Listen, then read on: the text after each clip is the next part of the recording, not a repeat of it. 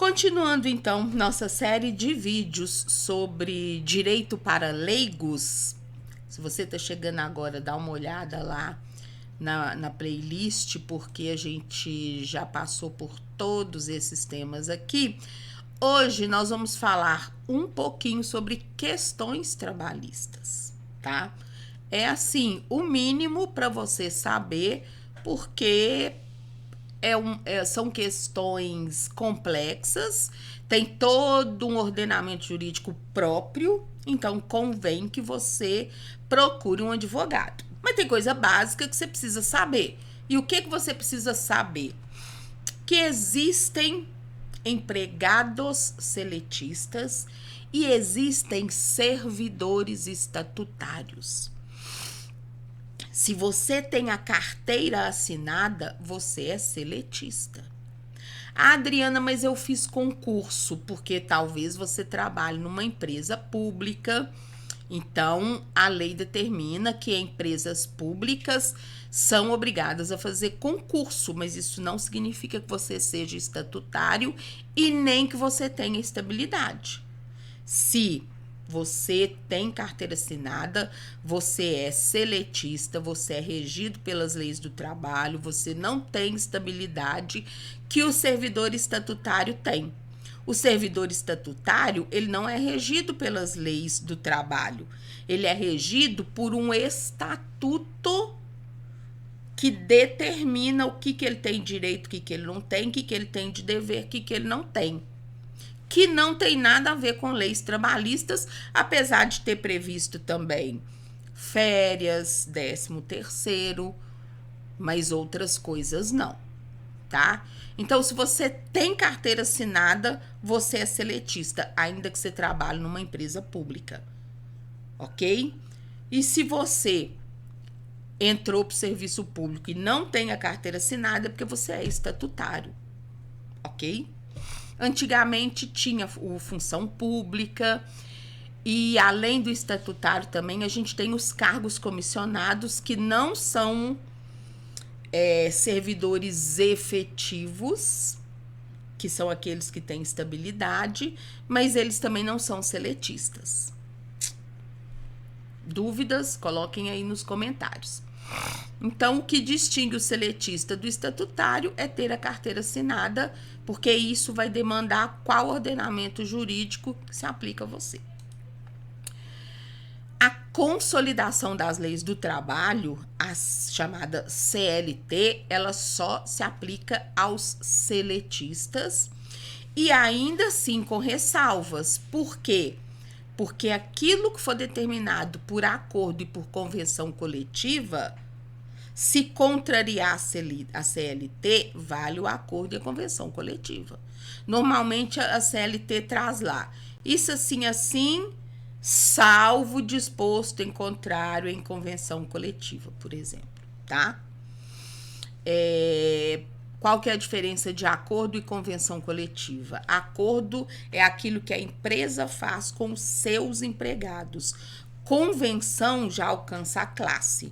Convenção é aquilo que o sindicato daquela classe combina com o sindicato das empresas daquela área. Pois muito bem, hoje não há distinção entre empregados urbanos e rurais, os direitos são os mesmos, lembrando só que em questões de aposentadoria é bem mais difícil provar, porque o empregado rural normalmente ele trabalha no regime, é o mais comum, o regime familiar, né? Esqueci o termo, tem hora que dá uns brancos maluco. Então ele tem aquela plantaçãozinha familiar, mas porra, o cara trabalhou a vida inteira e vende o que sobra da sua produção na feira, e aí ele não é trabalhador? Ele é trabalhador sim, ele não tem carteira assinada, mas ele é obrigado a estar registrado no sindicato, né? É aquilo que a gente chamava antigamente, não sei se ainda hoje chama assim, o fundo rural. Então, se for comprovado que ele era inscrito no Fundo Rural desde a época tal é contado como tempo de serviço para ele receber benefício previdenciário, tá? Ah, mas eu fui me registrar no sindicato dos pecuaristas de produção de leite, eu já tinha 50 anos. Então você vai ter que entrar na justiça e fazer prova de que você já produzia leite ou já plantava antes. E aí vai ter que ter testemunha. E assim, existem outros documentos que você pode levar também para comprovar, mas aí vai ter que fazer uma ação judicial para comprovar esse tempo de trabalho. E no mais quanto a direitos, vai aposentar com o mesmo tempo de serviço, vai ter direito aos mesmos benefícios se tiver a carteira assinada. Já os empregados domésticos, não, eles não têm direito a tudo. E uma legislação um pouquinho diferenciada. Nossa, já conquistaram muito, muito mesmo. E infelizmente essa conquista foi uma das coisas que fez muita gente tomar birra do PT. Isso foi na época da Dilma. Gente que não tinha condição de ter uma empregada doméstica com todos os benefícios que a lei passou a exigir, tomou pavor do governo do PT. O PT é culpado por aquela pessoa ter que pôr a mão na massa, porque agora ela já não tem mais uma escrava, né? Então, gente que tinha 2 empregadas, 2 cuidadoras, teve que se virar. E aí, ao invés deles entenderem o quanto era necessário proteger esse tipo de trabalhador de abuso, fazendo isso por meio de legislação, e já que eles também aposentam, eles também têm que contribuir, o patrão deles também, ao invés de compreender a magnitude social e humanitária disso, não ficaram com raivinha do governo do PT. Imagina, deram direito para as empregadas, né? Eu tinha uma empregada aqui, outra no sítio, agora eu vou ter que abrir mão da empregada da casa da praia, da casa do sítio, agora eu vou ter que cozinhar? Enfim. E o que são empregados domésticos? São todos aqueles que trabalham para alguém que não ofere lucro naquele lugar onde ele trabalha. Então, é a empregada doméstica, é o motorista particular, se você assina a carteira dele, né? São as cuidadoras de idosos, é aquele técnico de enfermagem que presta serviço na casa, é a babá, tá? Ah, eu sou babá, mas eu trabalho na empresa do chefe, sei lá, criando planilhas de controle das escolas dele. Não, então você não é babá. Se você trabalha numa casa e se a sua atividade não gera lucro para o seu patrão, você é empregado doméstico.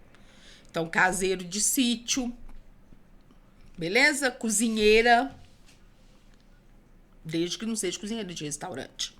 Bom, dúvidas, vocês coloquem aí. Bom, os direitos trabalhistas, eles estão previstos na Constituição e eles se desdobram, como eu falei, na CLT, se você for seletista. E o caso do estatutário é uma situaçãozinha aí à parte, mas é importante saber que todo empregado, seja estatutário ou seletista, tem direitos previstos em leis e também tem deveres. E o descumprimento, assim como o descumprimento de deveres gera punição para o patrão, o descumprimento de deveres gera problemas, punições para o empregado ou para o estatutário, tá? Então, todo trabalhador, todo servidor tem direitos previstos em lei e tem deveres também previstos em lei. Se não está previsto em lei, você não é obrigado a fazer aquilo que porventura estejam determinando. Próximo vídeo nós vamos falar do direito das minorias. Interessante isso, hein? Te espero.